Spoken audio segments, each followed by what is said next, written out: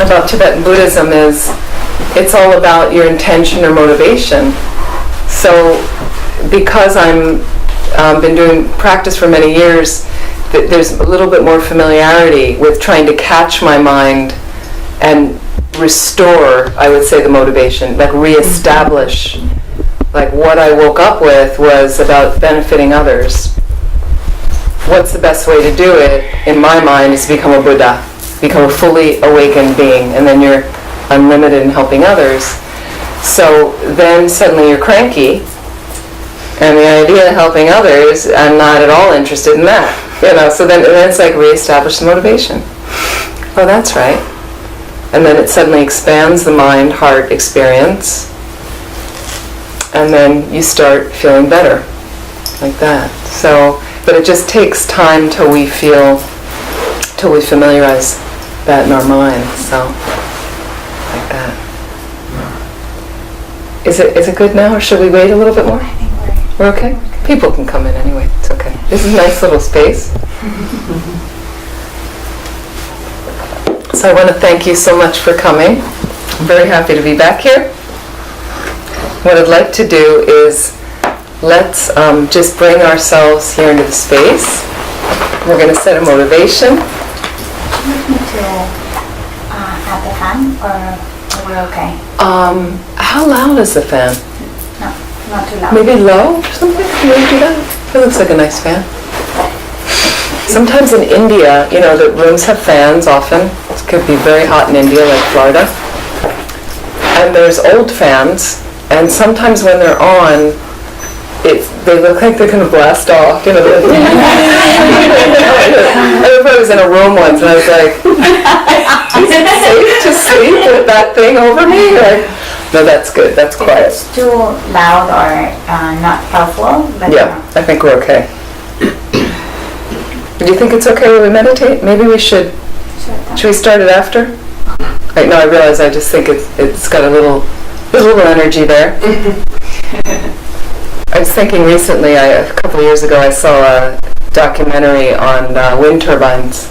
Everybody familiar with those? Mm-hmm. So wind power, it's alternative energy. It can be very helpful.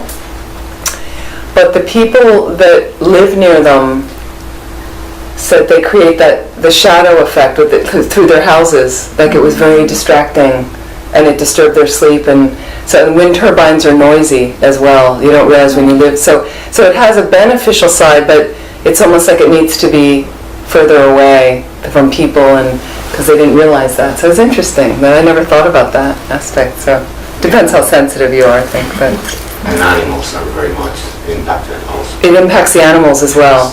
That's interesting, in a negative way. Yeah, it's a shame like that, because it really does generate some great energy in areas and like that. So I know in California there's an area they have them near a highway, and it's an unpopulated place, so you see them kind of coming up, and it's not a wooded area or anything, so I don't know.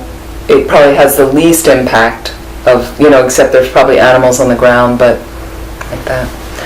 So let's sit comfortably.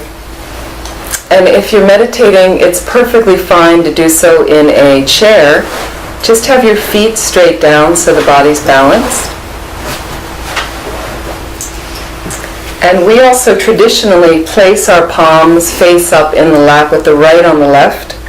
The thumbs form a small triangle around the navel, but it's right against the body, so the arms are actually a bit extended out, so it keeps you alert to hold your arms out, and it prevents you from slouching.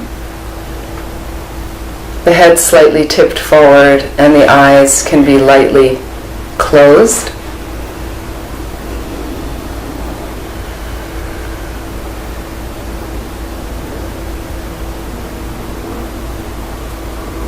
And just scanning from your head down to your toes, take a couple of minutes scanning through your body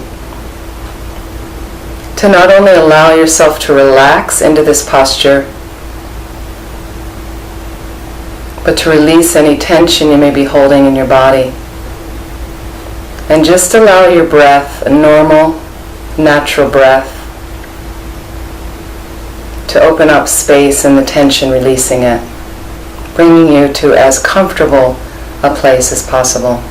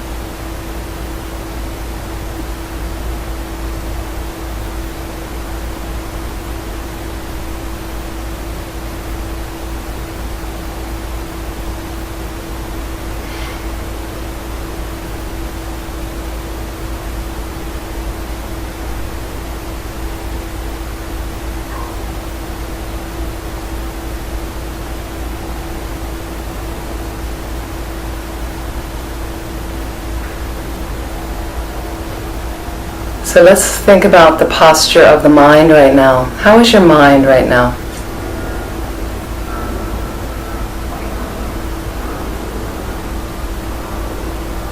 Feeling spacious, relaxed, peaceful? Are you distracted, nervous, tired?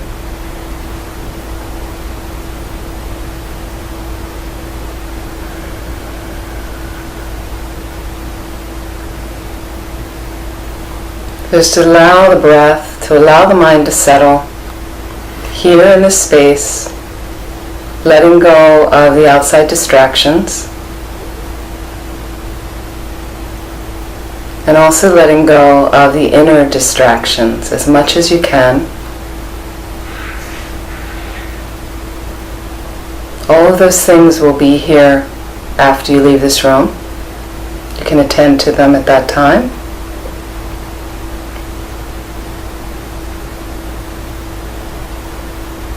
And just set up the posture of the mind in as positive a way as possible.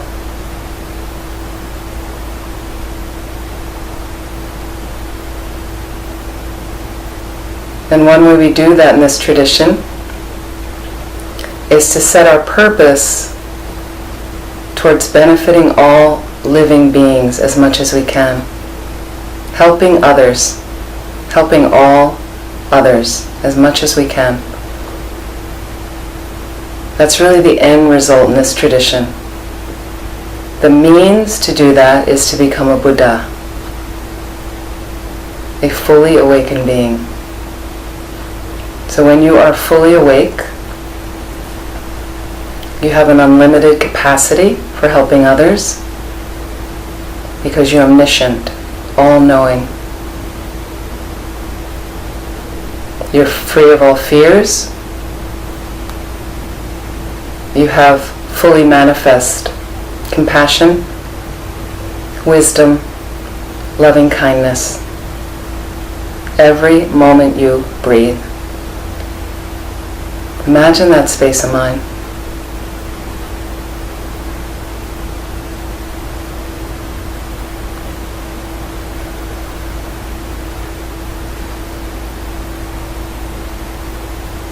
So take a moment and set a good intention for this time together and all the activities of the rest of your day.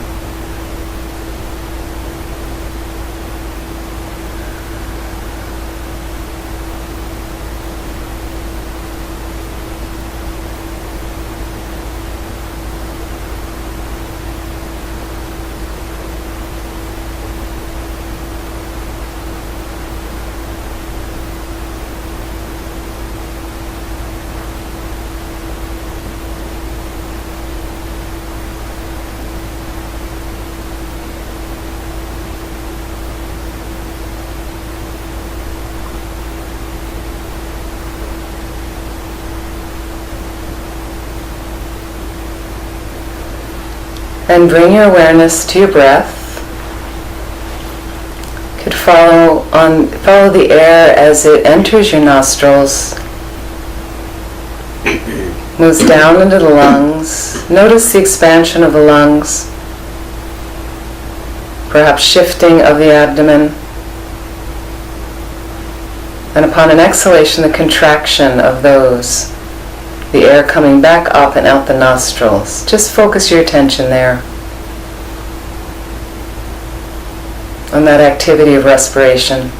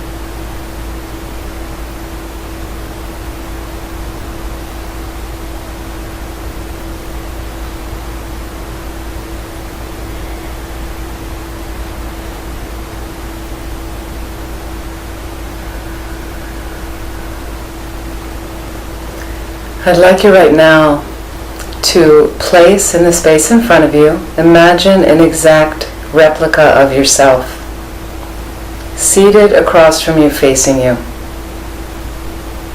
Just visualize as best as you can.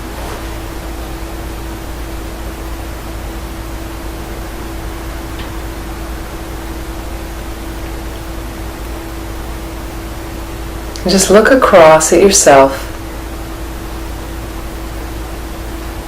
Notice anything that arises in your mind.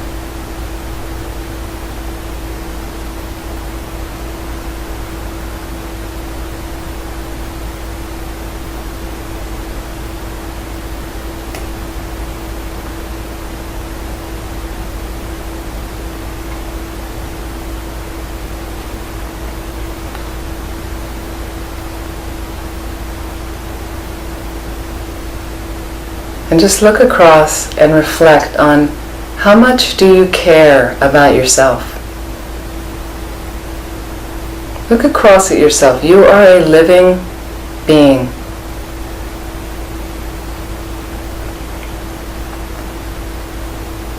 We try to set a motivation right now to be a benefit to all living beings, and that includes you. So are you extending to yourself kindness and compassion throughout the day?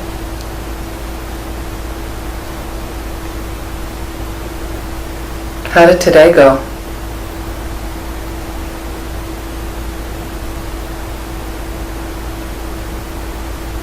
Are there moments that kindness and compassion towards yourself gets blocked?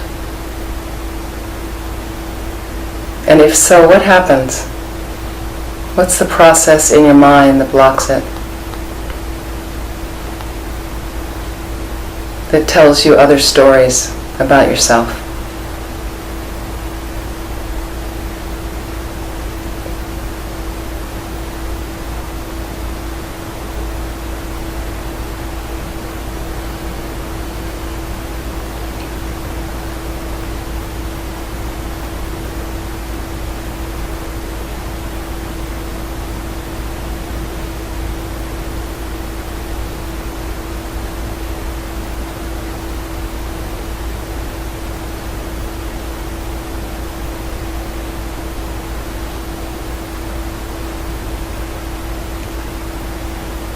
So imagine you seated here in the room now, at the core of your being, around your heart area. There is a jewel that is a potential you have in you for infinite love. Like a gleaming jewel. Can be any color you like. It's always there, an unlimited resource. Comes from your fundamental goodness. Imagine it begins to gleam, and radiant light begins to pour forth from the center, from your heart center, moving out through your entire body. You seated here in the room, washing over every organ, moving through the bloodstream, down to a molecular level. Unconditional love. Pure, unlimited.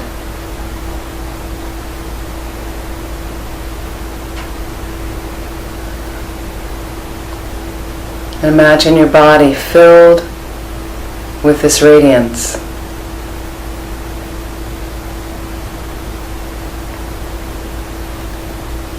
Imagine every thought you have, every memory, every idea is pervaded with this loving energy. So body and mind are filled with all this love.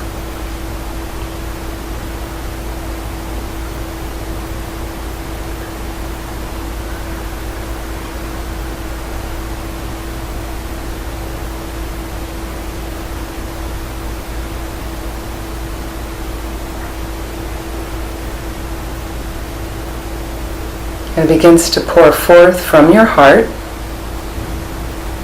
streaming over to the front visualization of yourself, entering there at the heart, and filling that being, yourself, body and mind, with pure loving energy. Just let it melt into the front visualization of yourself.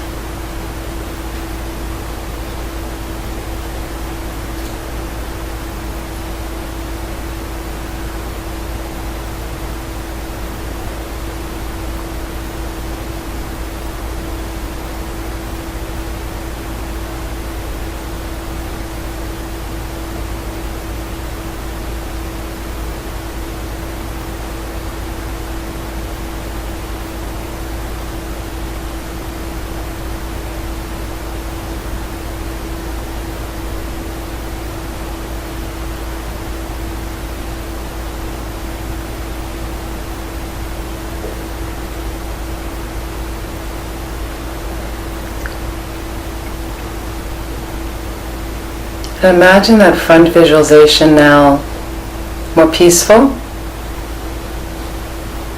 blissful,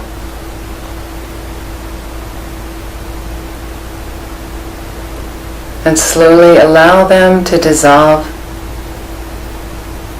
into a radiant light that dissolves back into the space from which they came.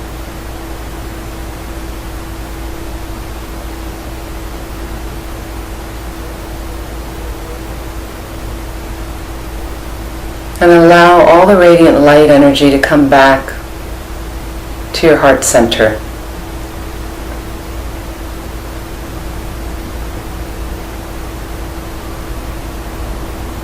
Where it will always be whenever you choose to access it.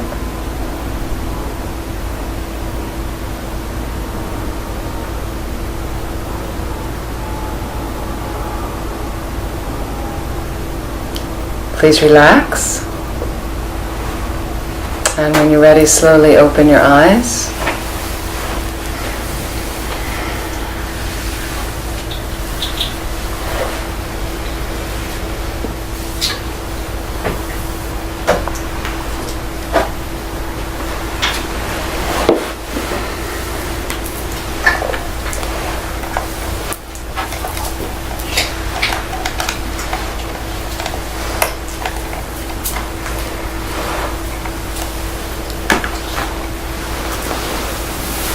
Any comments? Any surprises from the meditation?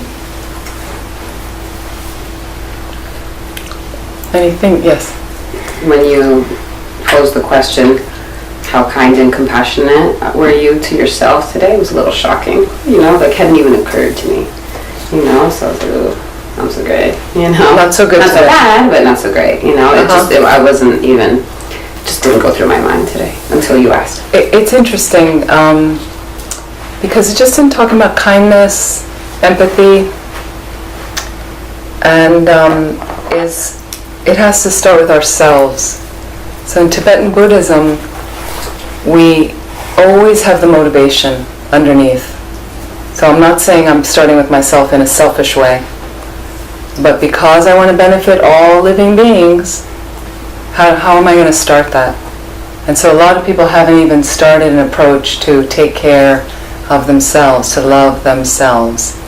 So to say you want to be kind, you want to be compassionate, empathetic towards others, it remains at a superficial level, and it always will be, until I'm going to go in there and figure out what's going on in my own mind.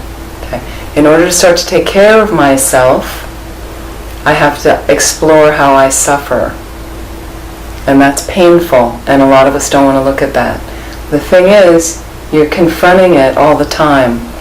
There's moments that show up, little moments of pain and suffering in my own mind, and then we're going to have bigger moments.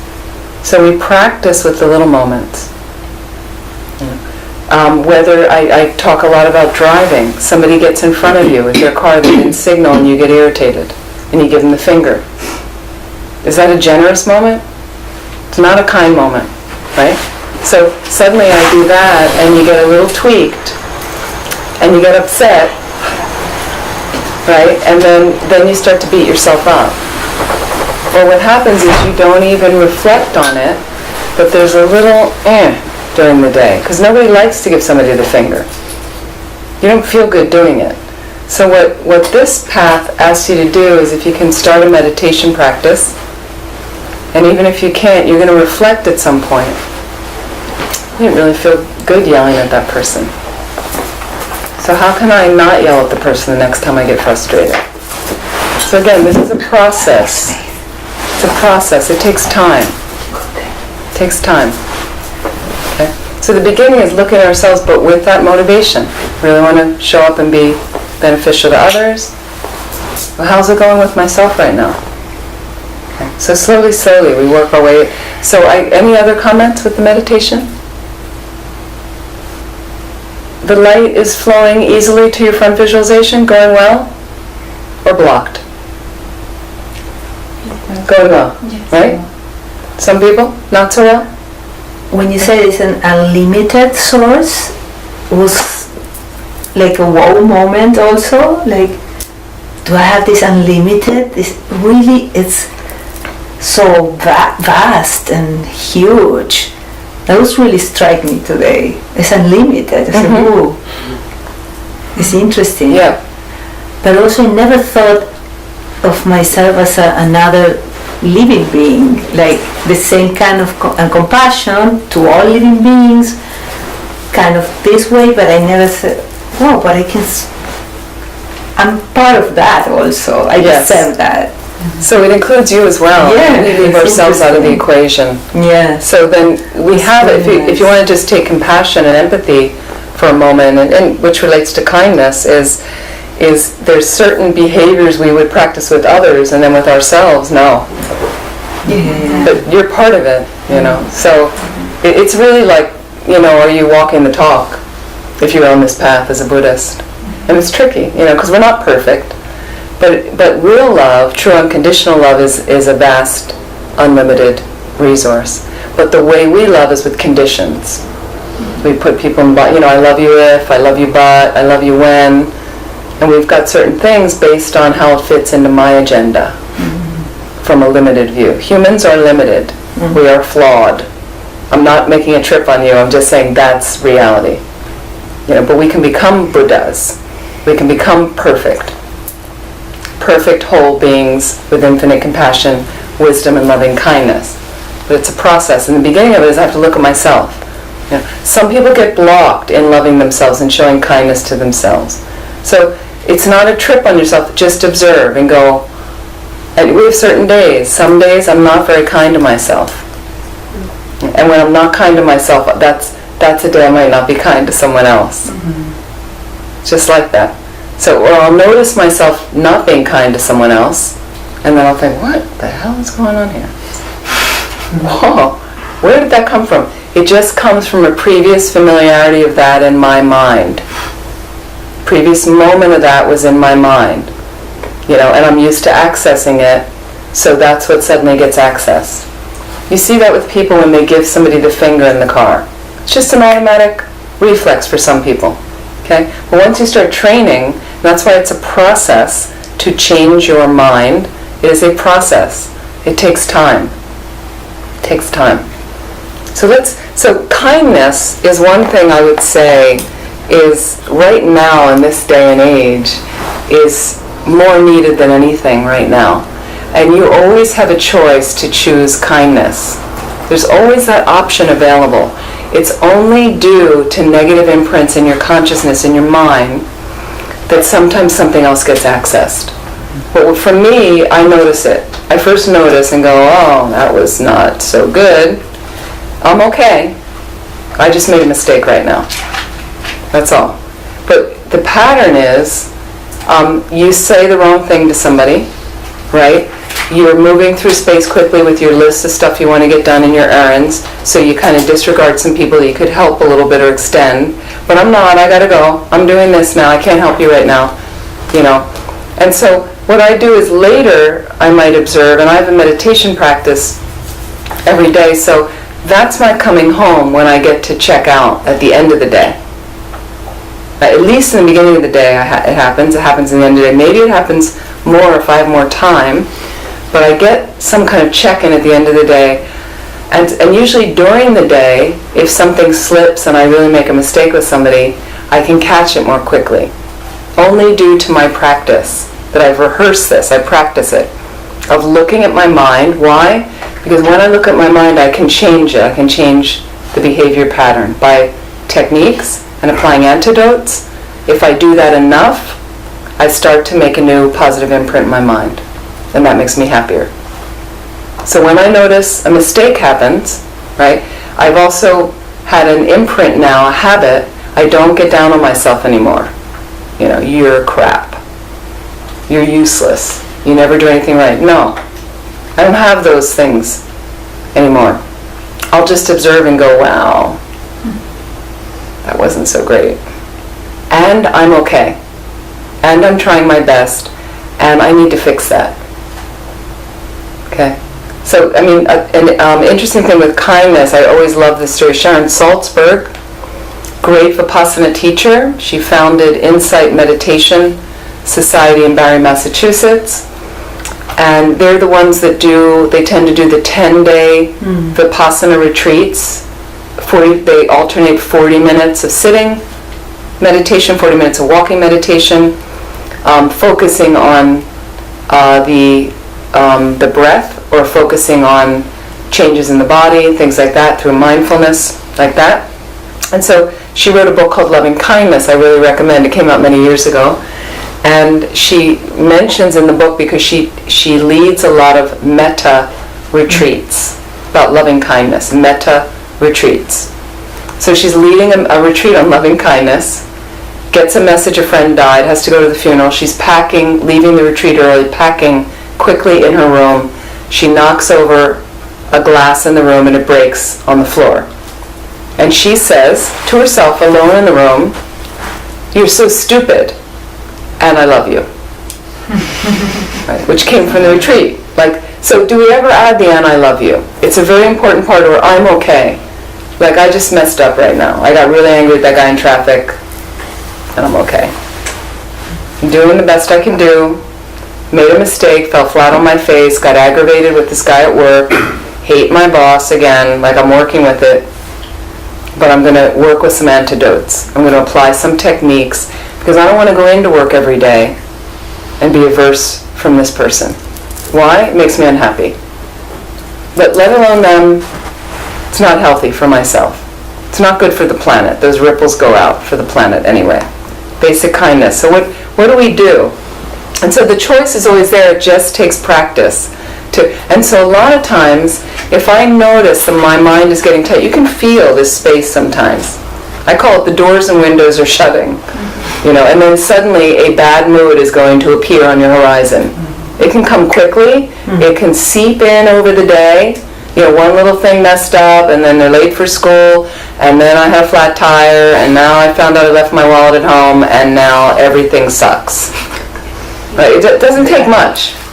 It's the same with good moods. Like some days all the lights are turning green, right? Okay, so be wise with yourself.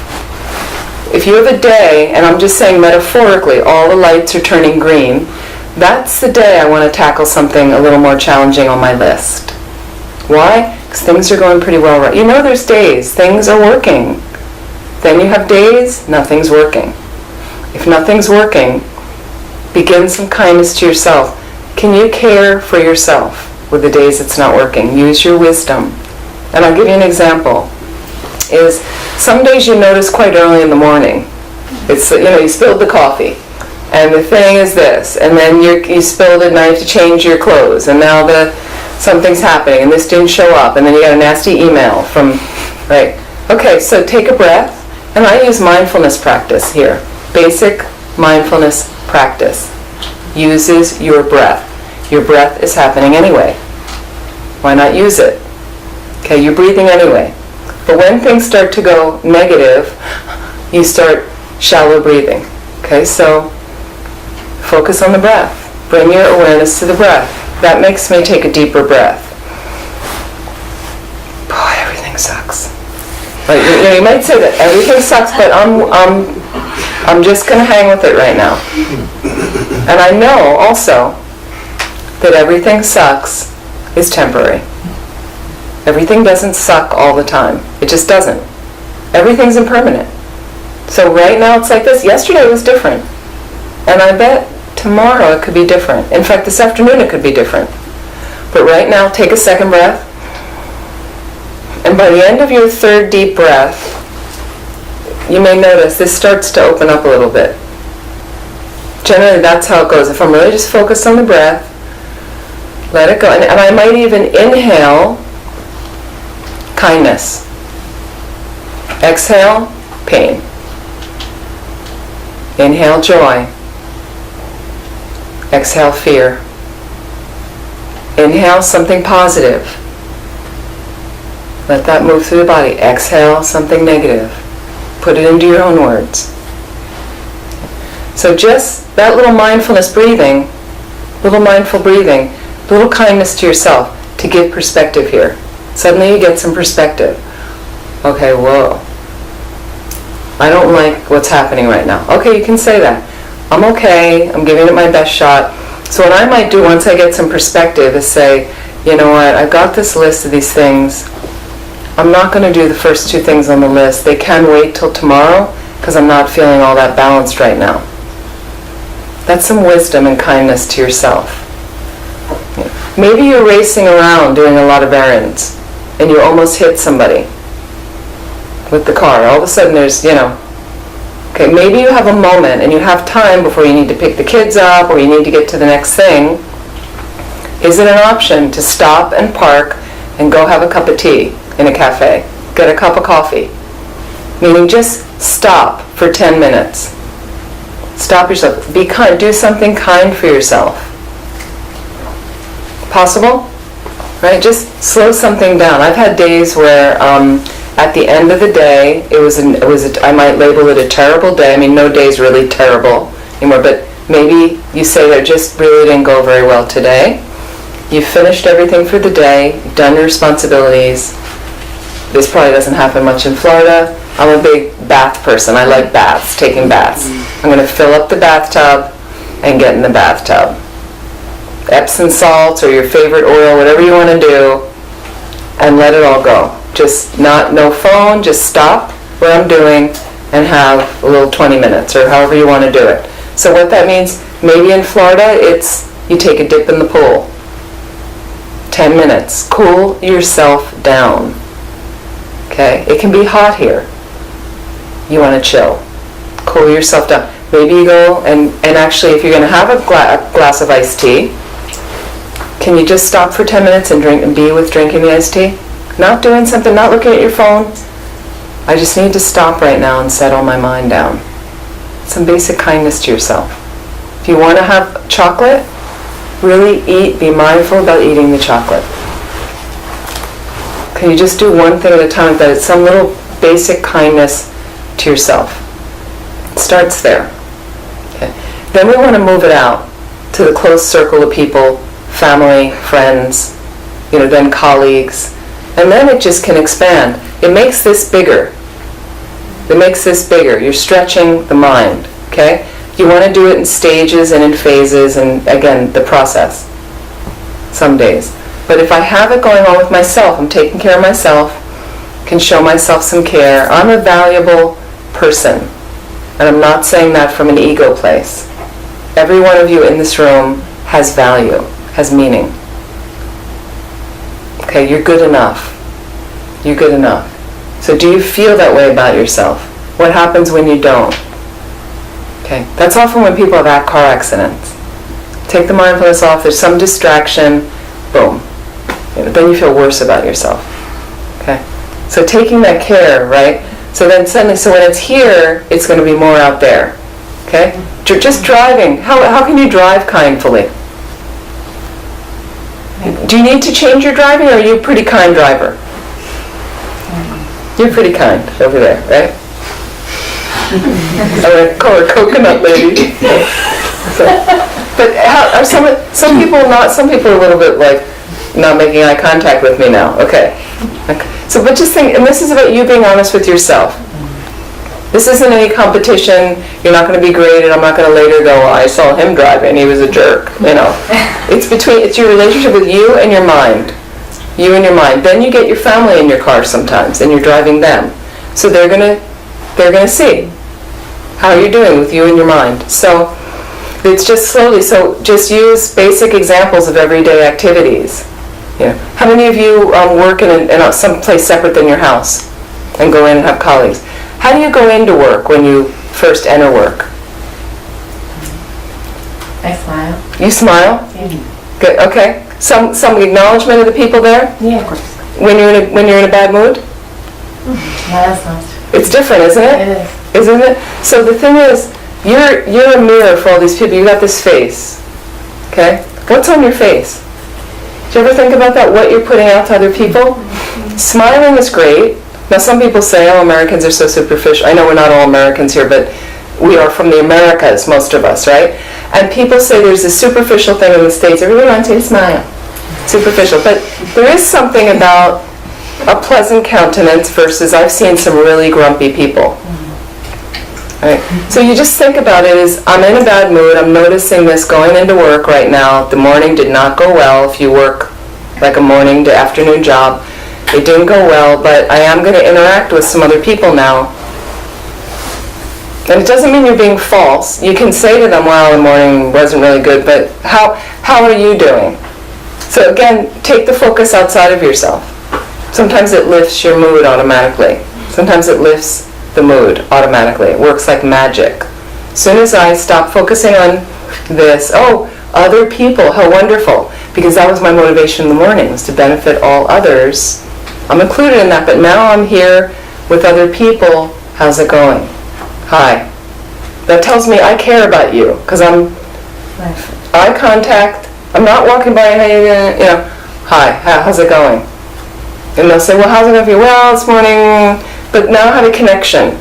And because they know I had a little bit difficult morning, maybe they extend something. Here, have some chocolate. Here's a flower. Many ways, little incidences of just practical reality. Let me talk a little bit more about empathy.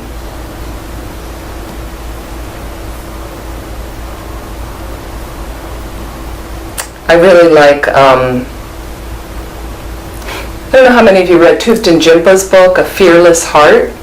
Came out a year or two ago, A Fearless Heart. It's a really beautiful book about compassion and empathy. He is a professor at McGill University in Montreal. He was a monk for many years. He is the interpreter for His Holiness the Dalai Lama when His Holiness teaches in the West. He's a lovely man, lovely man. And just talking about compassion a little bit, this book's a lot about compassion and empathy. He's also involved with the Stanford Compassion Center training or something, where they've devised a program people get credit for to practice compassionate techniques. And you can read it all in the book. And there's things online about it as well. But compassion, which means from the Latin to suffer with, okay, in Tibetan ninje, literally from the Tibetan means king of heart. So that's how much they value compassion in the Tibetan system. The king of heart. It's that supreme as far as a practice. Like that. So I would say now in this world, more than ever is there a need for compassion and kindness and empathy. More than ever. As we know, there's a lot of people suffering on the planet. Every time I squeeze here and get negative, there's ripple effects that go out to the universe. Sometimes we can't help it, I know that. We're not perfect. We're not perfect. We try as best as we can. So the more you can counter to think, okay, what if I snapped at somebody, let's say I snap at somebody verbally, and if I have some time later in the day to reflect, some people catch it right away. I'm so sorry. So sorry I said that. But if you don't catch it and you go back to your office and you're back in your home or whatever, you walk away, can I have a little reflection? What would it be like, turn the tables, if that was me snapping back at me? I'm the person that got snapped at. What does it feel like? You need to have some reflection of that to begin to change it. Some reflection. It doesn't feel good. Doesn't feel good. Even responses where some people counter, some people shut down. That's a response. They don't get angry and lash out. They shut down. So they ignore you and they kind of close up. So what's that like, to be in front of that? Unpleasant feeling. So every time you want to go into one of those responses, the more we can exchange oneself with others, turn the tables a little bit, what would it be like to be on the other side of that? How does that feel? I think more and more our world needs the kindness. Okay, this is from His Holiness the Karmapa. If you've heard, most of you have heard of His Holiness the Karmapa. He is, I think, about 30 years old. He was from Serpu Monastery outside of Lhasa, a place I visited many years ago. He felt that his education was being thwarted by the communist Chinese, so his attendants helped him escape to Dharamsala, India, about, 15 years ago, maybe? And he's a great force for us in the West. Now he's beautiful, radiant. He has a new book out. And the book is called Interconnected, Embracing Life in Our Global Society. So what's key in the kindness and compassion and empathy is understanding our interdependence with each other. Like when I said, you're not smiling, you say a flippant word, we forget that there's an interdependence with all of us, we're interconnected. If you're living in the United States, as we are, the country for white people was founded on independence. Okay? There were other people living here, but when white people came, they came to be able to worship freely, to live as they wanted, that they didn't feel they were doing in England. So independence. What happens because of that is it's those kind of things of what founds a country can permeate a culture. So I do find Americans, people in the States, enormously independent and wanting to maintain independence. But as a result, sometimes it interferes with us realizing our interdependence. We can't live without other beings. We can't function. Not possible at all. Okay? This is from His Holiness the Karmapa in this new book that I find very helpful. And it's also nice, and this is related to freedom. So I want to talk about with kindness, empathy, compassion, and we'll get into vulnerability in a moment, is very much related to freedom. And the Buddhist path is all about getting you free. Getting you free of other concepts, behavior patterns that basically hold you hostage. Okay, so every time there's a lack of empathy, a lack of compassion or kindness, it goes into those negative behavior patterns. And you can remove them and change them permanently and be free. When we think of free, we think of a more kind of a grosser freedom. I want to be able to do whatever I want, some people say. How free is your mind, even if you're doing everything you want? How free is your mind? So, and you can have it completely free.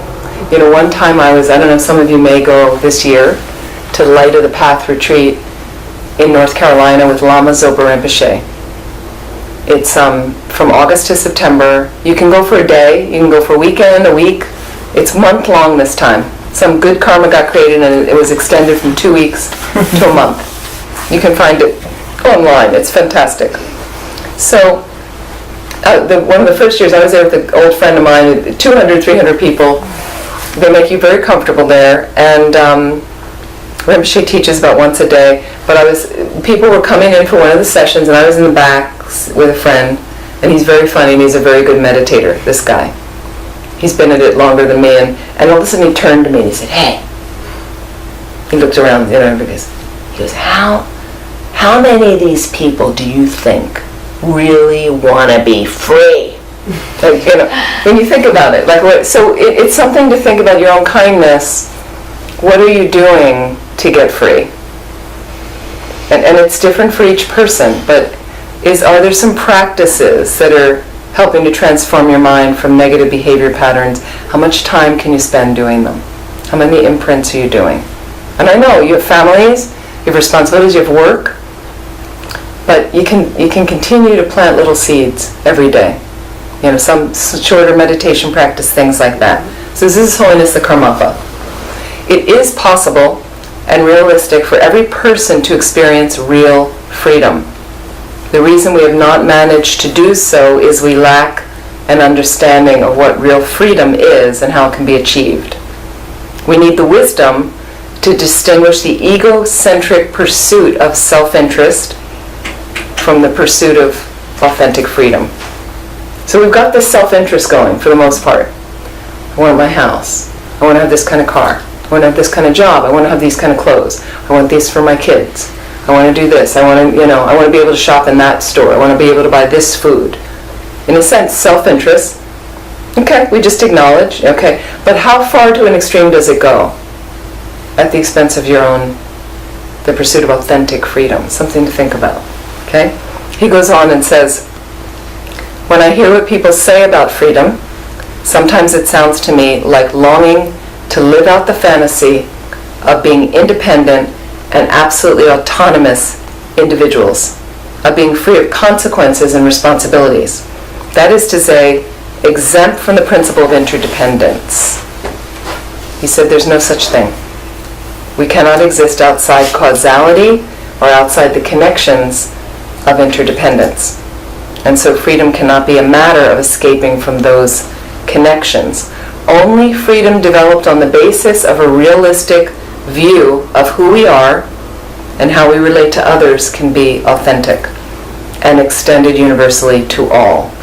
If we acknowledge our interdependence and take into account the vast networks of interconnections in which our lives and actions are embedded, we will find that our own freedom is inseparable from the freedom of all other people.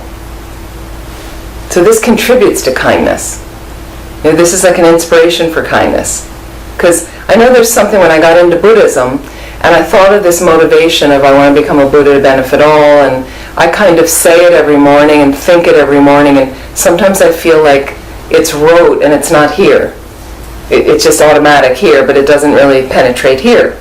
So I do think about that, and I thought that when I'm really kind of doing my Dharma work, and when I've been running these centers and teaching, and when I go to sleep at night, I realize I feel like I'm in a good space. Like I did everything I could do that day. I tried my best that day. for the most part. But it's still hard sometimes knowing so many beings are suffering.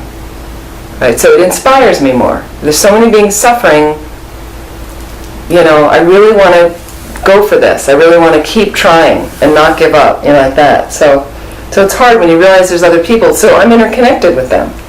For me to just waltz off and say, everything's great in my life, it's really wonderful, you can still sleep well at night, but still knowing I've got work to do. It's not done. It's not done, okay? When we truly appreciate this fact, we experience interdependent freedom, a freedom that does not detract from others' freedom. This is a freedom we can all enjoy together without conflict.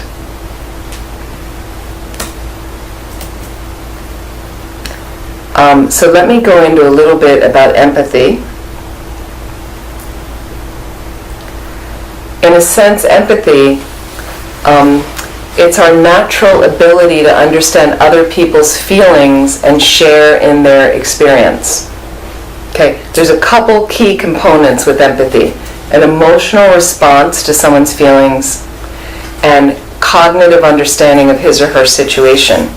Okay, the emotional response may take the form of a resonance with someone in which we experience an emotion similar to the other person's, a kind of feeling with them, okay? Or it could be a feeling for the other, such as you have a sense of sorrow for somebody's misfortune without actually knowing and going through what they've gone through. Couple things like that. Okay, let me talk a little bit about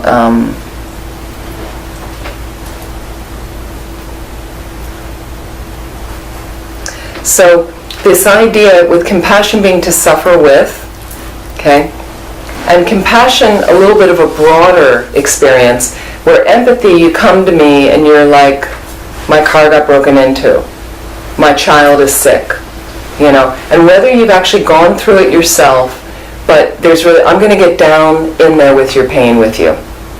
Sympathy is distance. I'm so sorry for you. But the back of my mind is, I don't really want to get my hands dirty with that. Like, whoa, But the empathy is somebody you find out has cancer. I am so sorry that you're going through this. I'd like to call you every day. Can I call you once a week and ask you what you want at the grocery store? I'm going to go get it for you. In fact, I'm going to make soup on Monday nights and bring it over for your family and you. If you don't want it, it's okay, but then you've just got it for the week. You can eat it whenever you want. Is that okay? You're really actively engaged with the person rather than, wow, I'm so sorry. I'm so sorry. But I want to keep you over there, and you make the person a victim, and you're better than them. A little bit more superior at times, like that. But clearly not wanting to be with the pain. I'm going to be separate from over here with it, like that. Pity's like that as well. So another thing I want to mention about kindness. Yes, go ahead. I have a question Yeah. between sympathy and empathy. For example, for the news, for me, for example, as I understand, I'm being sympathetic, but I don't want to be empathetic with it because I get into it too much. So that would be it. Like, I don't want to see the news because of the wars or whatever. Like, I get too sad. So Well, yeah. I'm like, no. Well, the news is one thing because it's almost, in some ways, it can be quite separate from us, the news. And some people do choose not to immerse themselves in news because there's a lot of negative news. And it just starts taking over the mind and ruminating. Yes. If you find you're someone like that, I think you're incorporating a bit of your wisdom to limit things like that, but it doesn't mean your heart doesn't go out with, oh, they're starving in this country, or there's a war in this country, and I'm going to ask myself, I don't know anyone in particular there, but maybe I'm going to choose to give some money to this charity. Maybe I'll volunteer, because I feel like I want to get in there and do something. That's the best I can do. And sometimes you're realizing, I can't do any more right now based on my activities, but I'll make sure that my kids understand that these things are important to take, like we're not living in a vacuum, that sometimes you can choose to be philanthropic, you can help people, you can volunteer, like go one day a month and, part of a couple hours where you go and you actually, and I know people that just buy food, cans of food for food pantries. There's many ways you can still be involved where you're not just avoiding. That's your pain. I don't want to be, it's a little bit different like that. And you kind of know, there's little, bits, but I don't think there's really a problem of not watching the news based on what the news is like these days. It's mostly garbage, right? And I don't even know anymore if it's authentic, if it's accurate. Yes. And, I have my little BBC app on my phone. In the morning I check it. That's good enough for me. I don't need a whole, because it just goes around and around. And if there's something, sometimes someone will say, oh, this just happened, then I might check my phone and say, what happened? Because I travel a lot, there are things globally I want to know about. Because if I'm going to go to a country, I have had issues in countries that I've traveled through. It's a good question, like that. So another thing with kindness that's helpful to reflect is, right now, I want you to just call to mind somebody who's been enormously kind to you and the effect it's had on your mind and your life. You just call up, you could call up one person, maybe 2 or 3 people. So think about the feeling you have when you think about this person, right? And the effect they've had on you. The space you've had because of this person. Whether they listen to you, whether they've helped you, raised you, but somebody with really that level of kindness, they've extended something extra for you, maybe again and again, and how comfortable we are in that space, how much we revel in that space and love that space. It's safe, it's wholesome, fearless, it's good in that space. It's good in that space. It nurtures us. So in some sense it teaches me. I think years ago I wasn't kind to myself at all, or to other people sometimes, and so when I do think about these people that have been really kind, or I think of them now as being very kind, it inspires me because I see that safe pocket they make available for people. The support. So it's attractive. So then I think, can I not grow that in myself? Can I be develop into another space like that for other people, for myself and for others, right? It only creates goodness on the planet. Only creates goodness.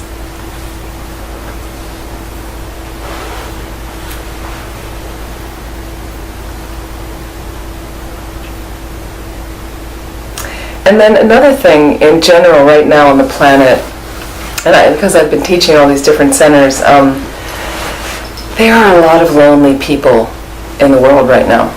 A lot of people struggling, a lot of unhappy people, okay? And I think some of the tensions on the planet come from those spaces and loneliness and negativity come from delusions, basically. We have a lot of different delusions, and those are just 2 that I'm mentioning, those kind of spaces. So with the lonely people, I find it very humbling to realize, I've had pockets of that in my own life, and so somehow it helps me really reach across in kindness when I think somebody's really struggling from loneliness, anxiety, depression, because in a sense, we've all been there to some degree. We all suffer from delusion. You may name it differently. You may say, well, I've got a lot of anger. I have a lot of pride. I'm always jealous. I'm always critically negative. Everybody has their stuff. So they always say it's good to know your delusion, your main delusions in your mind. Work with those first. But what it does is, again, because of interdependence, I grow this open a bit with compassion, empathy, kindness, is realizing I'm not alone. All other people experience these delusions. Can I not feel for them? Because I know what it's like when it arises in my own heart and mind. It's unpleasant. But what about other people that are plagued with it, that have no Buddhist path, or no techniques, no tools? That really, in a sense, expands this, because then I can really feel for them. Like, wow, that's hard. Because for me, I felt quite lost before the Dharma to some degree. I mean, I had a good life, but there were times I didn't have good coping mechanisms. I didn't really know the exact, So then I realized, well, people that don't have some good coping mechanisms, my heart goes out to them like that. And I realized also that we all share these delusions. We're not that different. We just have them in different degrees, different levels like that. And then, so connection is a huge way to grow some kindness and empathy in your heart, connecting to people. I think personally, I may have mentioned this in January, so after the election last year, I'm so glad it ended finally, oh God, what a nightmare, right? Is after the election, the progressive pockets of the country I found where I had friends, they were more alarmed than I was. I live in a conservative area, so many people around us were voting for Trump. But my friends in progressive areas were very, very depressed and kind of shocked and all this. And so the New York Center asked me to write a reflection. I'm kind of their guiding teacher, and they asked me to write a reflection that they put on their website. And I wrote a lot about connection. Like, it's our job to stay positively connected to people.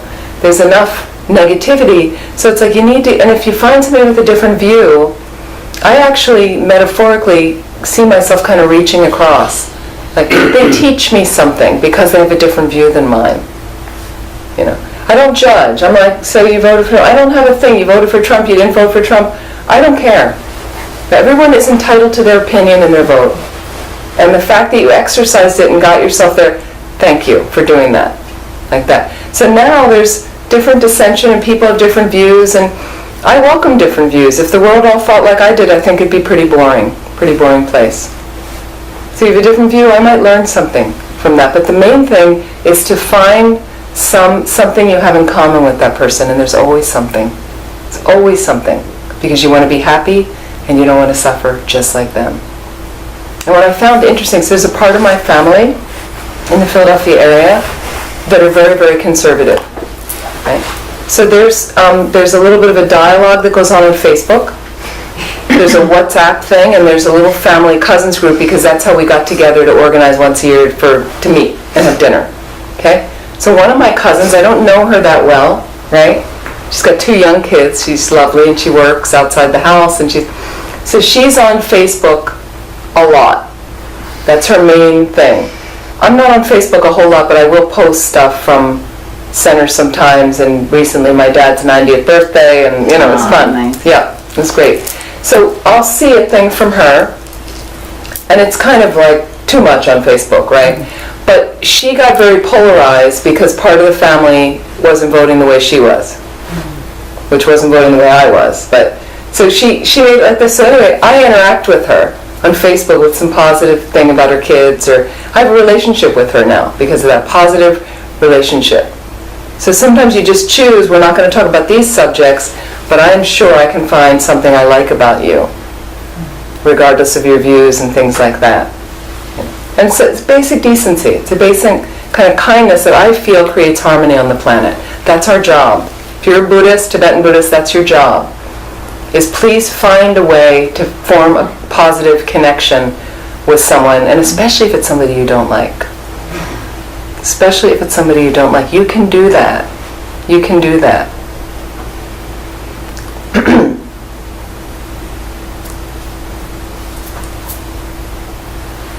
And the other thing is, kindness is contagious. Did you ever notice when you see somebody doing something kind for someone, what's your general mindset? See if you can notice that the next time. There are some people that get hooked and they get like, I didn't want to, buy the person the flowers, but they did. Oh God, But genuine kindness, when you see it, and when you see something spontaneous just happening, I'm usually moved. I mean, notice how so the thing is, a kind act from you can affect other people in a positive way, can move other people in a positive way. That's something to think about.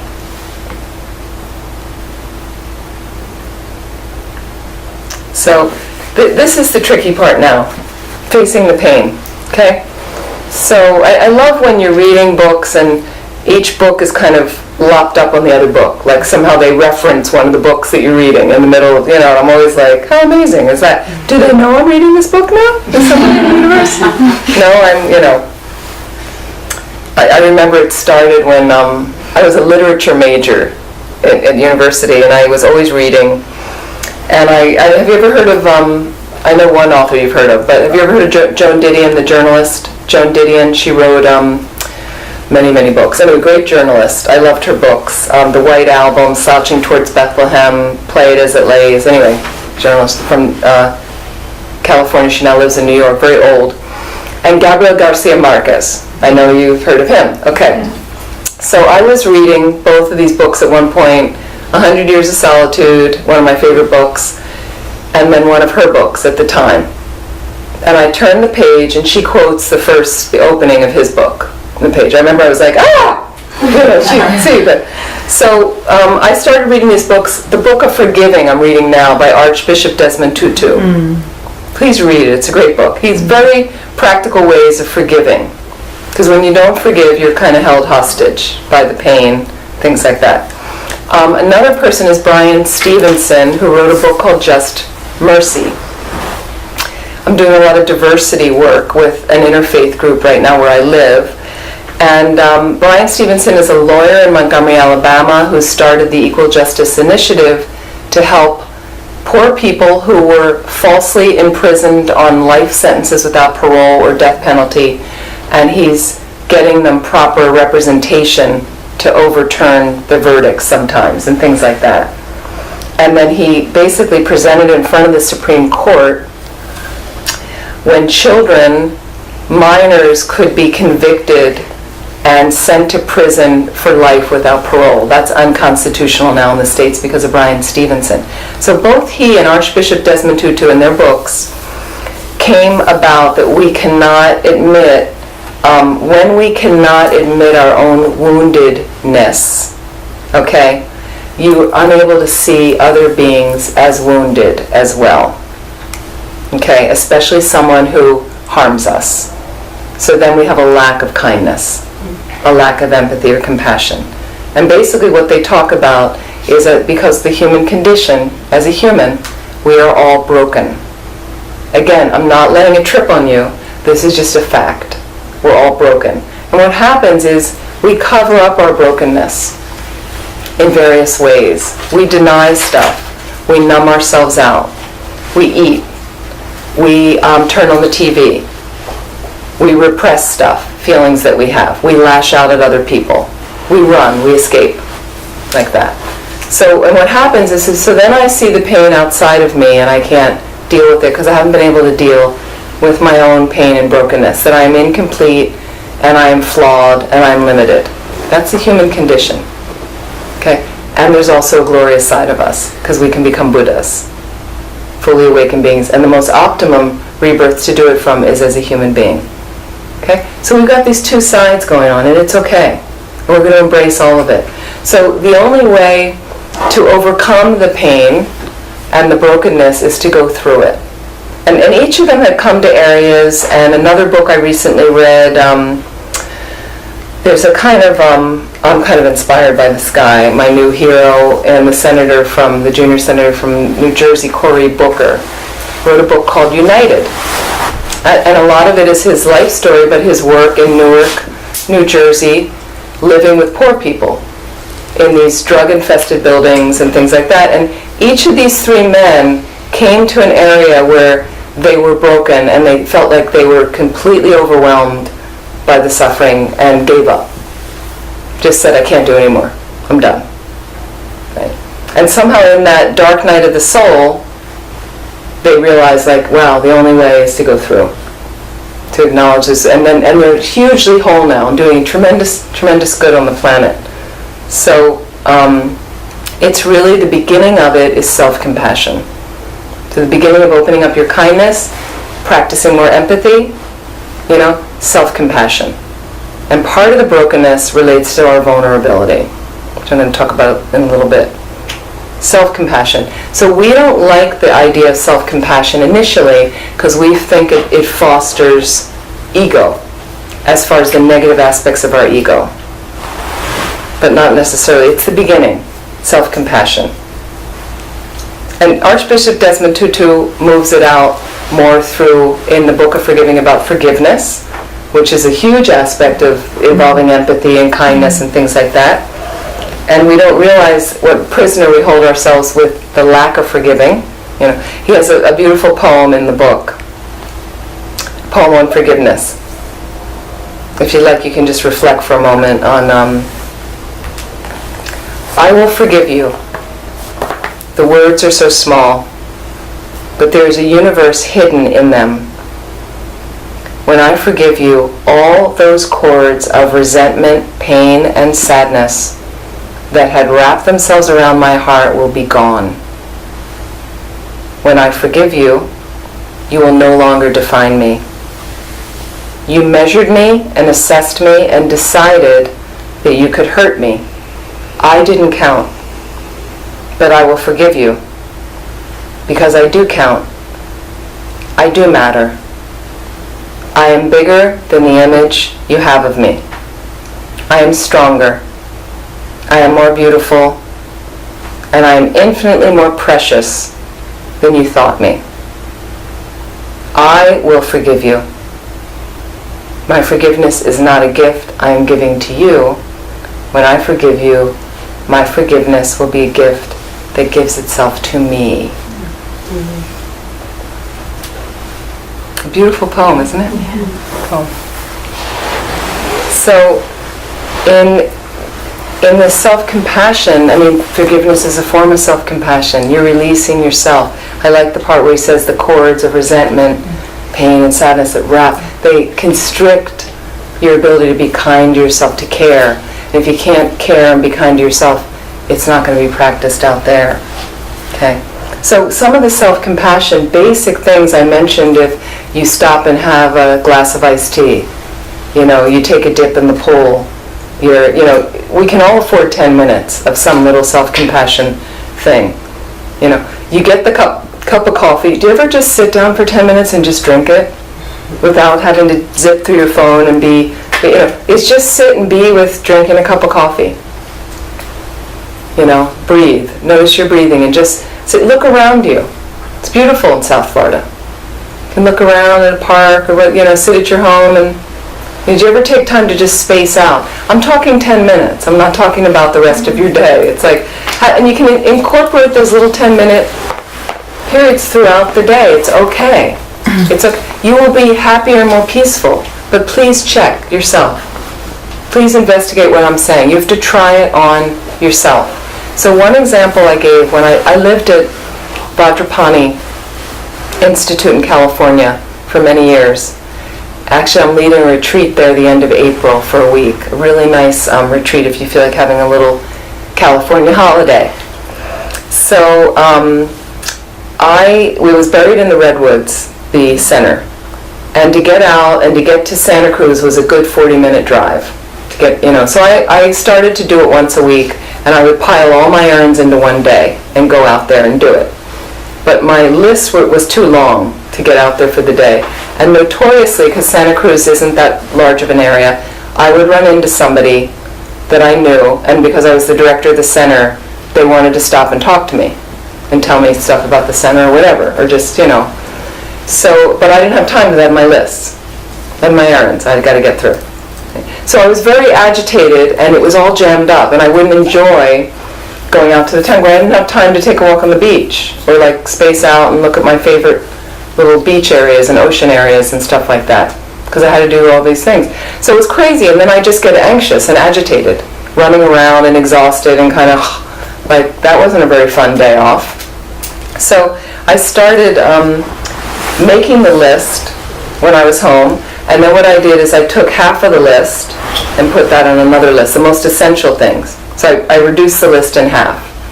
And then what I did is I took the other list with me, but put it in my bag, and only if I finished everything on my list, I was allowed to look at the other list and add maybe one or two things if I wanted to. So it made it reasonable, and then when I would run into somebody, I had 5 or 10 minutes to talk with them. It's valuable. It's a connection. because there's a person there that's more important than a thing and a doing, of a human being. So they feel valued. I have a new relationship with them, a better relationship now because I stopped, and where they didn't feel kind of like, oh, she never has time, like that. You know, I wasn't rushed, I wasn't agitated, you know, and then I often found, oh, I have time to have like a cup of tea and I can sit and hear my favorite cafe and enjoy, you know, or watch the sunset. And so more peace here, more like that. So more relaxed, happier, a little bit of self-compassion like that. And then you can be creative with your self-compassion. I mentioned taking a bath. That's one of my recharges, renewing things that I like to do. What else do you like to do? You know, get creative. What kinds of things recharge you, renew you? And some of the things can be very quick and easy that you can do. It's many, many things out there. It's not just things you're doing too, it's just that attitude of, are you in the morning motivating well for the day, or are you letting the day mow over you as soon as you wake up in the morning? I think the beginning of self-compassion, I start it in bed, is I start with a good motivation.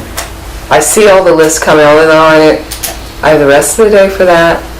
I'm going to direct my awareness in a more beneficial way right now. By setting good motivation, I have some reflection on death and impermanence, because if this is my last day, I want it to be a good day, right? And I'm going to do the best I can do today. And then I set my motivation. And this is all just a couple minutes lying in bed, but that's my grounding. That's me directing and taking control of the day rather than all the things cluttering up and doing. So if you have to get up a little bit earlier than your kids, 5 minutes before their alarms go off, so that you're centered before you start the day, you'll feel much better. I find that the beginning of self-compassion, like that. Even how you interact with your partners, spouses, your families. You know, if I have a breath before I respond to you, when I can try to familiarize myself with that, I'm going to be very grounded in whatever response. Even if things are flying around and we're late and we're okay, because what it does is instead of me being flippant to you, and I'm pissed off and we are that, and you do that and you never do it, and I know I want to say something flippant, but there's no point right now. So let me just, you know, thank you. Or I might even say to my partner, my spouse, you know, okay, I'm a little challenged right now, just give me a minute, you know. Or I might be able to get myself out of the room before I say the rude thing to somebody. You know, those are self-compassion moments. You have to practice. Just try. You try to build them in a little bit. So that's why the breath I find really helpful. Any questions, comments, anything so far? Very challenging with my children. Mm-hmm. It's like even this morning in the car, I let them, they were going to listen to music, and they got into a huge fight in the car over who was going to play the first song. And it's so hard for me to be calm, because then I started screaming at them, and I took the phone away, and I was like, that's it, we're not listening to any music. And it's so hard with children, especially, I think, because they're 8 and 10, and so it's, how do you, I try to take a deep breath, but it's... Sometimes with humor and sometimes countering, and this is very tricky for parents, okay, because you get into certain habits and then they tune you out. Countering with not only humor, but practice when you're not with them. Can I do something that's different than I normally do? You know, can I interject a word, a phrase, or a behavior pattern that is different than I normally do? Because they're expecting, they know what you're going to do. Yeah. They know you're going to take them. They know you're going to scream. They're ready for that. So it's something different. And maybe you start singing. Maybe you set up a thing with them where they alternate who gets the first song on different days. Monday, Wednesday, Friday, da-da-da. Tuesday, Thursday, Saturday, you get the first song. And I don't want to hear any more about it. Well, I try to do that, but then I can't remember who had the first song last, and he said this one did, and he said that one did. I mean, that's just an example. Yeah, of course. But I find they're boys, and they're very competitive, and it's just challenging to stay centered with them. Yeah, it's a tough one. It's a tough one. I mean, I gave an example here another time I think I taught with, my sister has 2 boys, a year and a half apart, and when they were growing up, her husband died, at one point. So I came over to help her. She was in England, and then she wanted me to discipline them. I don't want to do that. I'm the fun aunt. I don't want to be in that position, right? So, but what happened is when her older son wasn't coming downstairs to wash the dishes, she's screaming. He doesn't hear, tunes it out. Like, she's a single parent, she's just screaming all the time, trying, and he tunes it. I know where he is. I know he's on the 3rd floor with his computer around this little alcove, playing computer games. I know exactly the scene. And then she gets into, you go up there and get him. Well, and I sound a lot like her, and I look like her, and so I'm like, and I know I have to go up there. I don't know what I'm going to say, but go up there and get him down there to do the dishes now. I mean, it's like the Wicked Witch of the West has entered her body. So I go up, and I kind of tiptoe up, and so he's expecting her to come up and yell at him, and discipline him and take something away, some privilege away. So I go up, kind of stealth, trying, and then I turn the alcove where he is on the 3rd floor. He didn't expect that. He sees me. I see him like this, ready for the onslaught. And I have no idea what I'm going to do, but somehow it just jumped out where I started tickling him, which is not what he experienced. I just said, you're supposed to go down and do the dishes now, and that's it. I just said like that, tickled him, and he's like, nah, and he started laughing, and I left. I didn't say go down now, I just left, and 2 minutes later he came down. Now, it could be because it was me, not the parent, but it was just a totally, and he said that, later he said, I was surprised. I didn't expect you to tickle me.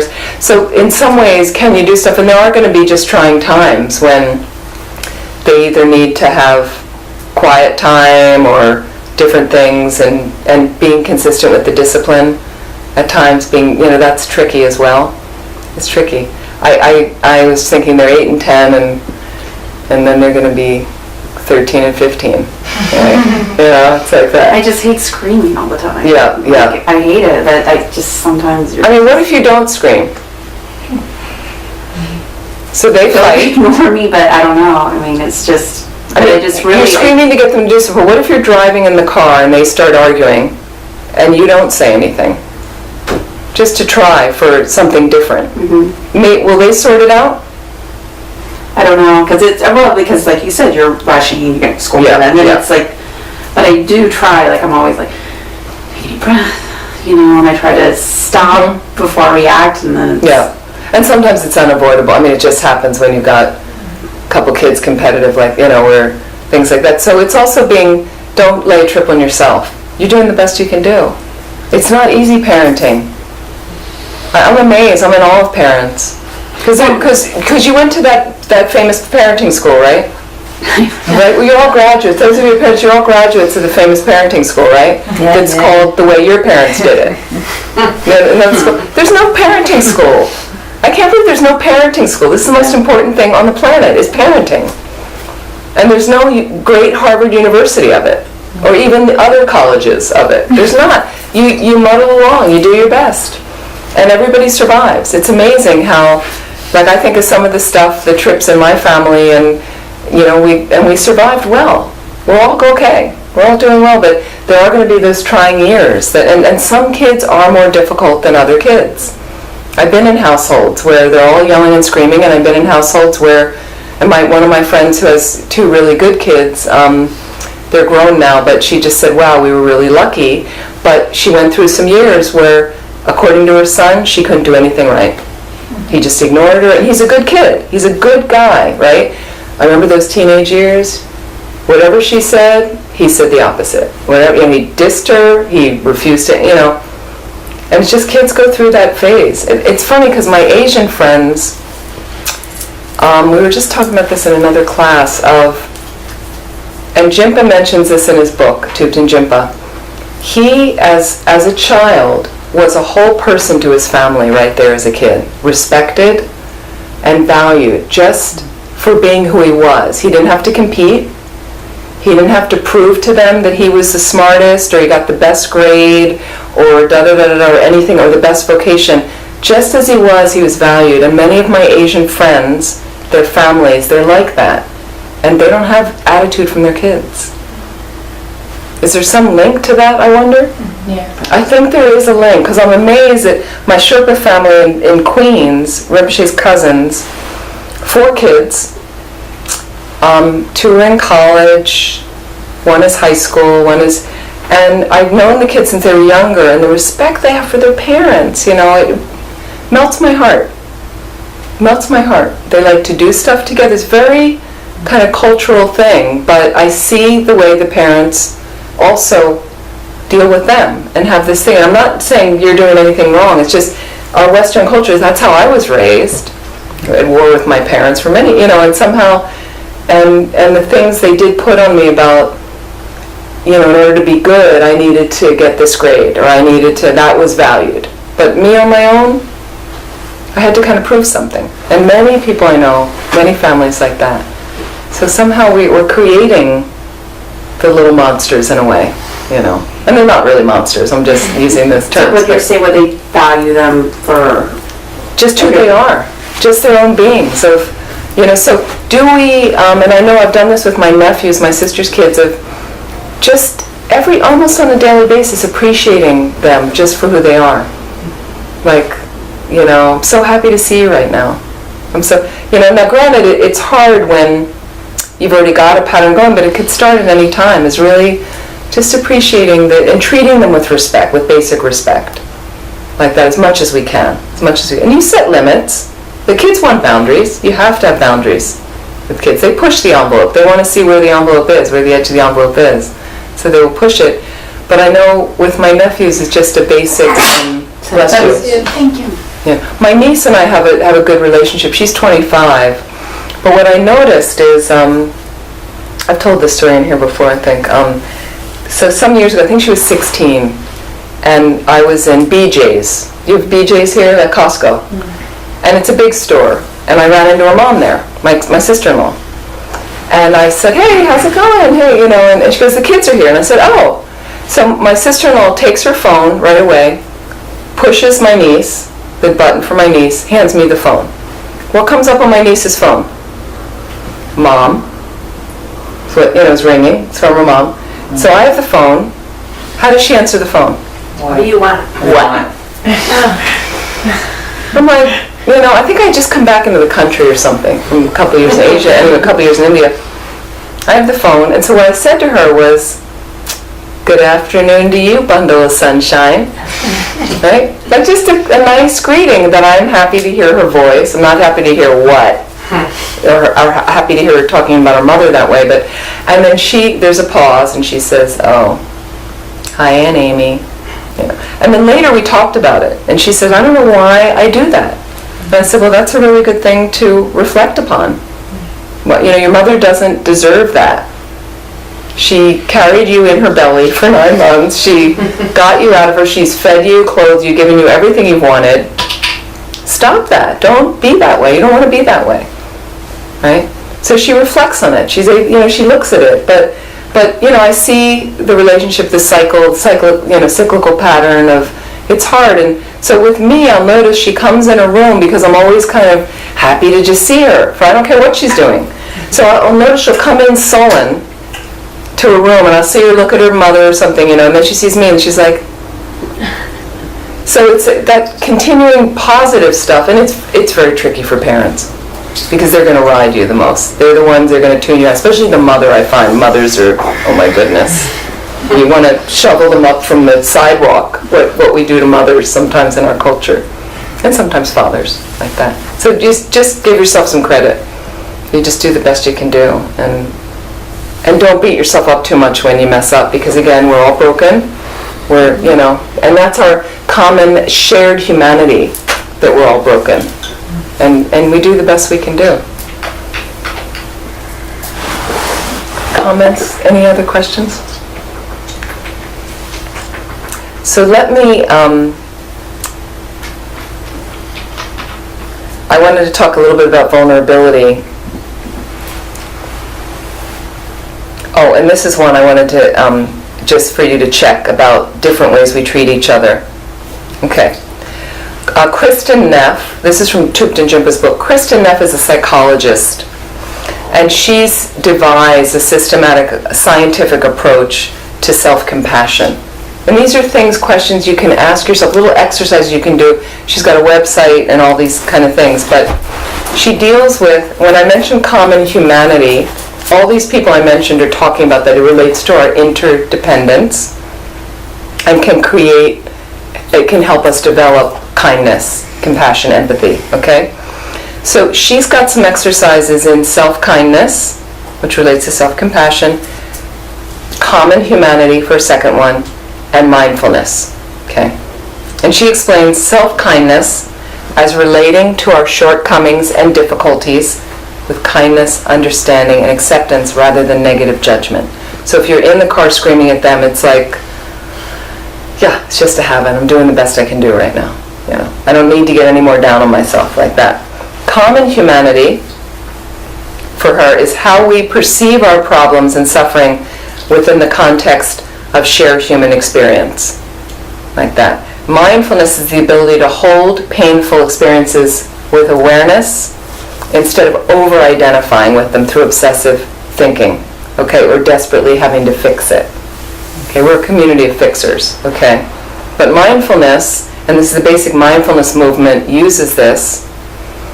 You're uncomfortable, the kids are screaming, they're fighting over this, I'm driving. Take a deep breath right now, and I'm just going to acknowledge and notice how uncomfortable it is. I don't have to fix it right now.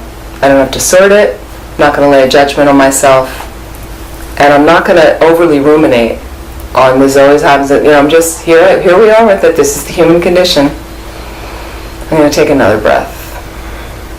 Like that. Okay, so she has some statements that kind of lead you into where do I need to do some work with these three situations of self-kindness, common humanity, and mindfulness related to those.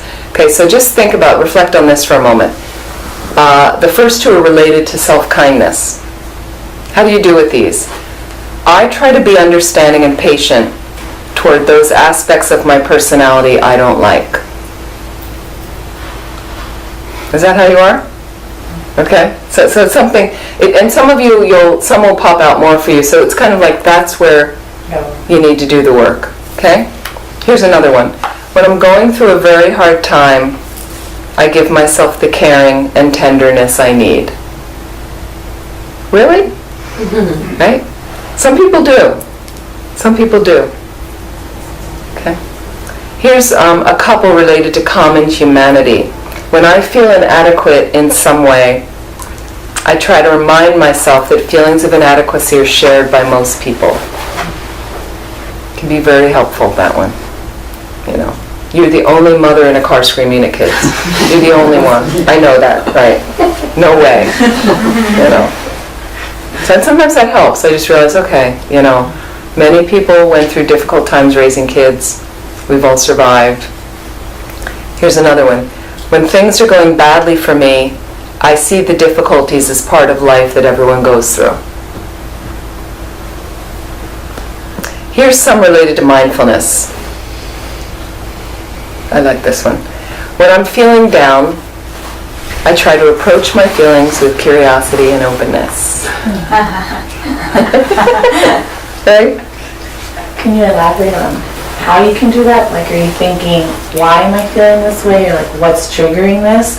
Or, I guess like in a funny way, like, I don't know. Well, part of it would be, through mindfulness, I find it helpful, is you could interpret when I'm feeling down, could be anxious, depressed, neurotic, you know, angry. When I'm off kilter, right? We end up laying a big judgment on ourselves. I mean, look at sometimes how the pattern goes. Laying a big judgment on myself, lashing out at somebody, turning on the TV to numb myself out, you know, raiding the refrigerator, escaping somehow. Like, there's not a healthy coping mechanism. And yet, what if it's kind of like, whew, there's a major affliction in my mind right now. What's it telling me?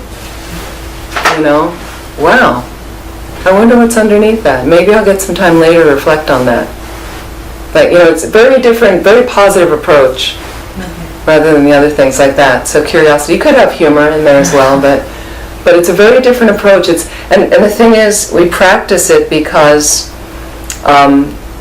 we're not familiar with the curiosity and openness with problems. You have a problem, it's like, no, but it's like, okay, we all have problems, that's life. So the curiosity and openness is telling me something about myself. Maybe I have to get creative to sort this. Maybe I'm just going to watch it right now. Things like that. Here's the last one with mindfulness. When I fail at something important to me, I try to keep things in perspective. Do you? Mm-hmm. Okay, that's good. That's good. Okay, so, and this is a way with the benefits, with self-compassion, which relates to kindness, and, okay, some general benefits and things that it lends to you is it renews your resources. And kindness does that as well. Okay? You can set realistic goals when you're practicing self-compassion. Set more realistic goals. You learn from your experience, another benefit. You feel less alone. Like that. So let me talk a little bit now in the closing part. Talk about vulnerability. And some of you have read Brené Brown. I think I've mentioned her before. That's amazing. She's great. Brené Brown's a sociologist. She's written several books. She has TED Talks and things. I like some of her books. And in one of her books, I think it's her most recent one, Rising Strong, Yeah. she has 10 guideposts for wholehearted living. But Brené Brown is this author sociologist that started to talk about vulnerability on a grand scale. Because in our cultures, when you say the word vulnerable, what comes to mind for you? I'm just curious. Weak. Yeah. Weakness. Fear. Pain. I can't do. Limitation. I can't do, right? So it's interesting. And my dad at 90 now, I'm noticing, I think he feels very vulnerable. It's been going on for the last several years. But a man of the World War II generation doesn't have any capacity really to express that. And I really feel for him in that space.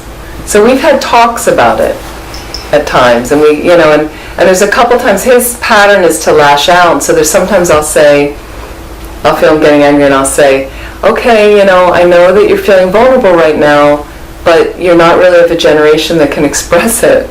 You know, and I'll say, it's okay. It's okay, you know, all of us can't do certain things, I'll just say to him. You know, I said, I can't imagine what you're feeling right now. Like that. And then it kind of, he calms down, like that. So what she says, Brené Brown, is it's a positive spin on it. It's a different approach. So for one thing is if you are vulnerable, meaning I can't do this anymore, I'm afraid to go there, I'm feeling disempowered, I don't have the power to do this kind of stuff, is what she says is that's the birthplace of innovation, creativity, and change. You want to figure out a new way to do it. Like for me, I don't have great knees anymore. So what I'll notice is I think I was living in Dharamsala in the last couple of years for I was teaching some course there for about 6 weeks. And it rains there a lot. And when it rains and you're coming down one of the big hills to go to the town, it's very slippery, the paving stuff. You know, so it was a matter of just getting better shoes. You know, but that was my innovation, was instead of wearing these flip-flops I used to wear, I'd skid down the hill, be wise. And so get creative and innovate and just get decent footwear. What's the big deal? It was no big thing, you know, and being willing to change. So my dad is adapting due to some things he can no longer do. It's okay. Who said there's no problem with that, with adaptation? Fantastic, okay? So I think that's helpful to understand, and using mindful techniques when I'm feeling vulnerable breathing and noticing the fear arise, the weakness, I wonder if I can sort out a more positive way or some interesting creative method for me to deal with this now that I can't do this anymore. Let me get creative. And because connection's so important, let me reach out to somebody else and say, can you help me with this? I'd be happy to help you with that. I need some help with this. Right? That's what I do with my dad sometimes. So he needs more help, and then there's sometimes, because he could fix anything in the house, there's times I get him invested in, oh, can you help me with this thing? And then it keeps him sharp. He likes to fix stuff. That's something he loves doing. So we're kind of in it together. And the other thing is we're all in it together, all of us. But this is something, just in closing, to leave you with. I'm not sure I mentioned this before in another class. 10 guideposts for wholehearted living that she has in one of her books that I found really helpful as well in helping to empower us to lead to more positive mind states that incorporate kindness, empathy, like that. Cultivating authenticity, letting go of what people think. Right? And I like how she uses cultivating and letting go. You know, they're softer words than not doing this anymore, or avoiding that, or letting go. Letting go is a big practice for a lot of us. To be able to let go. It's not easy being able to let go. So sometimes I just watch, and sometimes I'll even visualize metaphorically peeling my fingers up, like you got this concept, you got to be like, just stop. That's the first one. Here's another one: cultivating self-compassion, letting go of perfectionism. It's a hard one for some people. Cultivating a resilient spirit, letting go of numbing and powerlessness. Some people that are resilient, they just bounce back. Like, they fall on their face, they make a mistake, and it's like, okay, we're back in the car, another ride. Maybe today's ride will be a little bit more peaceful. Maybe you need to get creative about the whole music listening thing. Maybe it's a different device that happens. I mean, when I was in a car, and I'm amazed now at the parents today, like, you're so giving and you're so, everything, the kids are in control of it all. My generation, the parents were in control, for the most part. So in the car, we listened to what my parents wanted to listen to on the radio. There was no discussion about it at all. Not until I became a teenager. And now it's like, I see people bending over backwards, oh, you want to do that? You want to do that? And I'm like, to a degree. It's like, I'm not a parent, so it's hard to say, but I just see, and the kids end up walking all over you. And then you're beating yourself up that I'm not a good parent. It's like, I don't think so, right? So here's one: cultivating gratitude and joy, letting go of scarcity and fear of the dark. It's a great one, gratitude and joy. That's another morning practice I do when I'm lying in bed. To be the succulence of waking up in the life that we currently have. We all have problems, I'm aware of that. But there's a succulence of waking up in the life that we have. Just from looking at the room, I think most of you are probably safe. You have food to eat, you have clothing to wear, probably have loving families, you have shelter. Amazing, amazing, amazing. Cultivating intuition and trusting faith, letting go of the need for certainty. How many of you have a need for certainty? I do. Yes, right? It's amazing. And so one of the great sufferings that we talk about traditionally in Buddhism, they categorize them into 3 sufferings, 6 sufferings and 8 sufferings. One of them is the suffering of uncertainty. Nothing, you can't count on anything. Really can't. Now certain things happen. We got that. We know that. And then something changes. And then you're just twisted. Totally neurotic, totally miserable. Cultivating creativity, letting go of comparison. That might be related to your kids, if there's a way. Now I know some kids are very competitive. I grew up in a competitive household that was promoted by my mother. She didn't mean to. She's a good person. She passed away, but she was a great person, right? But she was very competitive. So she was constantly vying us against each other in ways of like, you know, you got a 98 on the paper, why don't you get 100? Really? You know, it was just her own stuff because she drove herself. That was her own thing. And then we kind of vomit that onto the kids. We don't mean to. But that would be interesting about creativity instead of the competition. Sometimes it's hard. I'm not saying you do that at all, but it's just, it seeps in. Okay. Cultivating play and rest. Remember that? We did that as kids, but we can do it as adults. Play and rest is important. It's very important. Don't let Lama Zobrumshe hear me say that. Okay. And then what we're letting go of is exhaustion. Okay, get this. Exhaustion as a status symbol. And productivity is self-worth. Yeah, of course. Don't you have this? The Dharma centers, oh my goodness. I'm exhausted. So exhausted. I worked 60 hours last week. How many did you work? I'm better than you because I worked 60 to 80 hours. In Washington, D.C. it was like that when I worked there. It's a workaholic city. But we used to, that's how we would kind of, oh no, I was here on Sunday too, all 7 days. Oh yeah. Were you here? Oh, you only came in for 2 hours on Sunday? I was here all day Sunday. I'm better. See my button? I'm better. I'm the best. Because I work myself to death. Okay, here's another one. Cultivating calm and stillness. Cultivating calm and stillness.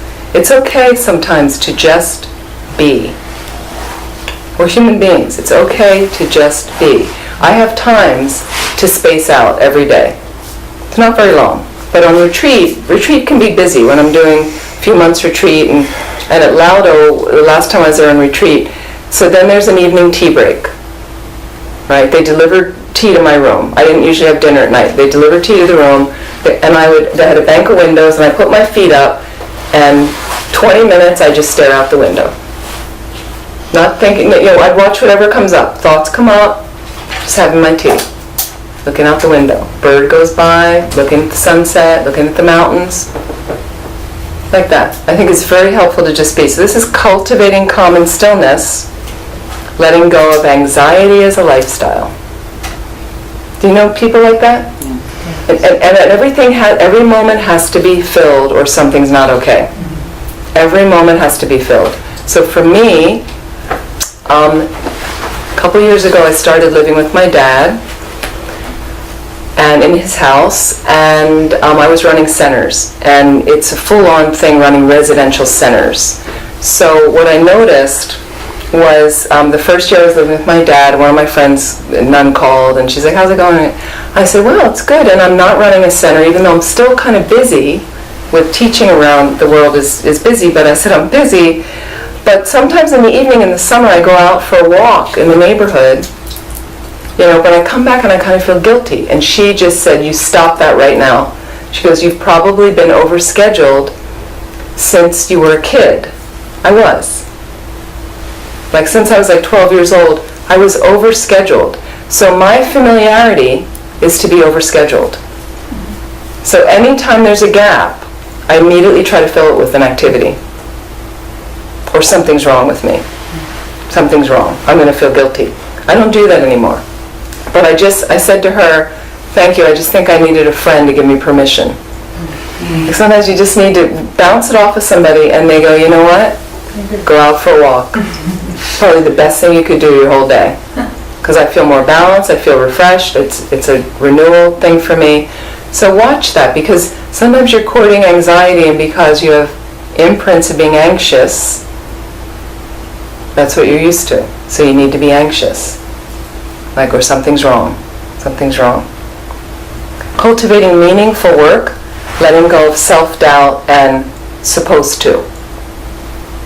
Cultivating laughter, song, and dance, and letting go of being cool and always in control. So those are just a few things I wanted to add to just think about, maybe incorporate. Any other questions, comments, anything like that?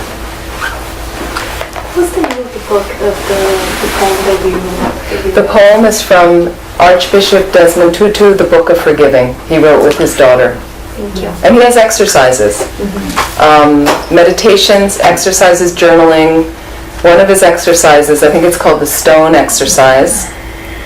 You get a palm-sized stone. Did you read the book? Yeah. And you have to hold it about 6 hours a day. Yes. Right? It's what you haven't forgiven, and you start to realize what an inconvenience it is. It's very powerful. It's very effective. That I really like that. It's outside. Thank you. So I would like to, in closing, as we had a motivation to begin, like to dedicate investing any positive energy we've created from our time together. I want to thank you so much for coming and for your energy and your effort being here this evening.